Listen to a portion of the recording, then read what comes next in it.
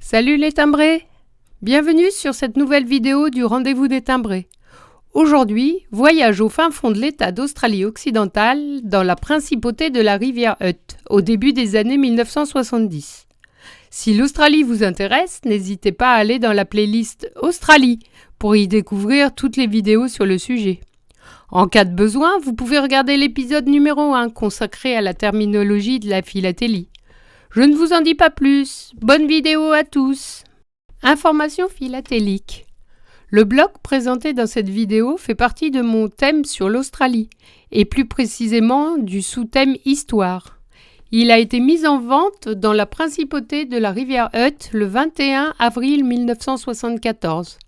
Sa valeur faciale est de 30 cents de dollars de la principauté. Les timbres de cette principauté ne sont pas référencés par les sociétés type hiver-été liées. Vous comprendrez plus loin pourquoi les informations sur ce bloc 4 timbres sont rares. Description du bloc 4 timbres. Regardons maintenant notre bloc de près. Contrairement à tous les timbres présentés depuis le début de la chaîne, la présence des deux mentions obligatoires ne fait pas de ce timbre ou de ce bloc un timbre-poste. En effet, il s'agit d'un timbre Cinderella, Cendrillon, dont voici la définition. Timbre qui ressemble à un timbre-poste, mais qui n'a pas été émis à des fins postales par une administration postale gouvernementale. Les deux mentions sont donc bien présentes. En haut, le nom du pays émetteur. Je mets pays entre guillemets et vous comprendrez pourquoi par la suite. Et la valeur faciale du timbre, 30 cents, qui apparaît sans mention de la monnaie. Les mentions facultatives sont l'année d'émission, en haut à gauche, 1974. Le sujet du bloc. Il est explicité par le texte traduit en français par 4e anniversaire de la sécession et par le nom de la personne représentée sur le portrait, Prince Léonard. Au bas du mot Léonard apparaît écrit en petites lettres ce qui semble être un prénom et un nom. Je pense qu'il s'agit du nom de la personne qui a réalisé le portrait du prince, mais je n'ai trouvé aucune information et donc n'ai aucune certitude. Si vous en avez, n'hésitez pas à les partager dans les commentaires. Il est à noter que ce bloc 4 timbres non dentelé est aussi sorti en timbre dentelé. Les deux prochaines diapositives correspondent par écrit au texte de la description du bloc que vous venez d'entendre.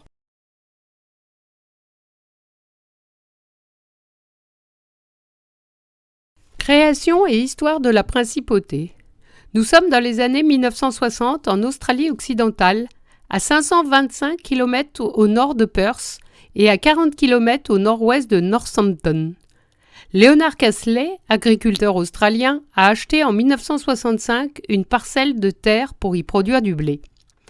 En novembre 1969, le gouvernement de l'État d'Australie occidentale impose des quotas de production à toutes les exploitations de l'État et menace les contrevenants d'expulsion de leurs terres. Pour Leonard Castley, la demande est de produire 1/25e de la production antérieure.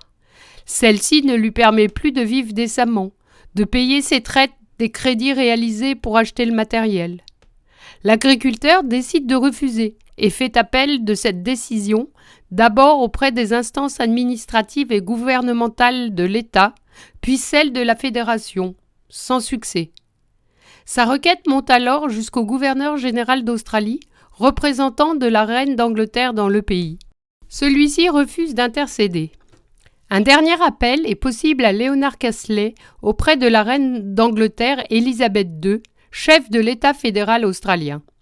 En invoquant le Treason Act de 1945, loi royale qui oblige un dédommagement pour tout enrichissement injuste du royaume, il réclame l'indépendance de la province de la rivière Hutt vis-à-vis de l'Australie, plutôt qu'un dédommagement financier.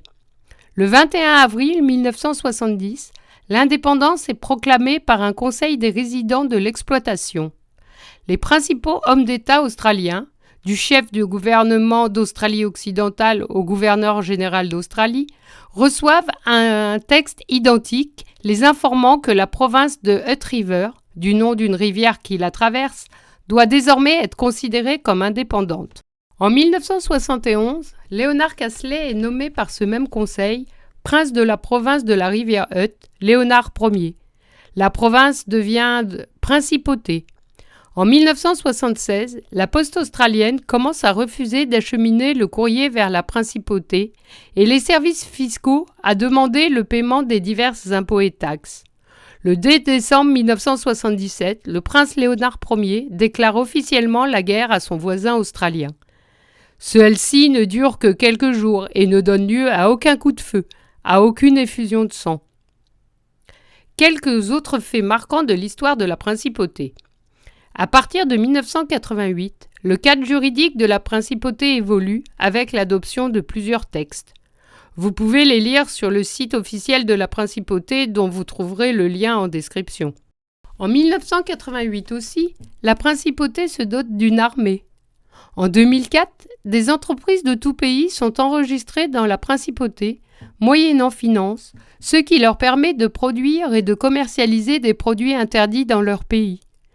Le 23 octobre 2007, l'ambassade d'Australie aux Émirats arabes unis annonce avoir découvert l'existence d'un bureau représentant à Dubaï la principauté de la Rivière Hutt, qui y vend des passeports et des visas.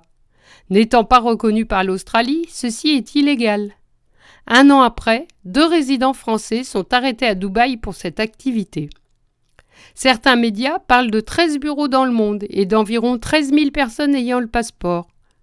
Le 11 février 2017, le prince Léonard Ier abdique au profit de son fils Graham, qui devient prince Graham Ier.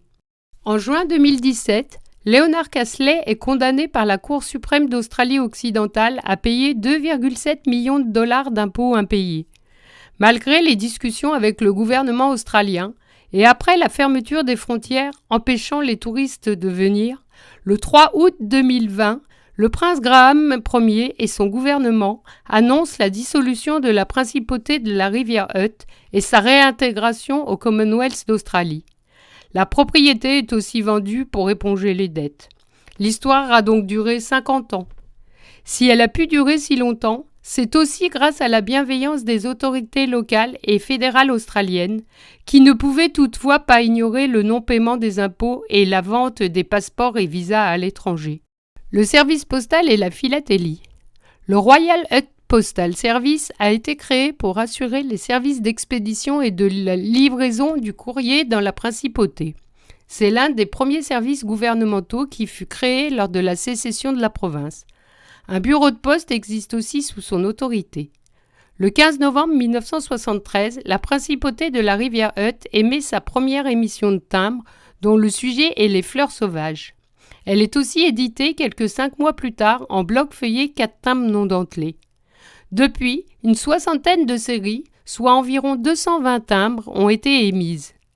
Jusqu'à la dissolution de la principauté en août 2020, tous les collectionneurs pouvaient commander les timbres directement là-bas, en principauté, sur le site officiel de la principauté de la Rivière Hutt, dont je vous mets le lien en description. Cette nouvelle vidéo est désormais terminée. Merci de vous l'avoir regardée jusqu'au bout.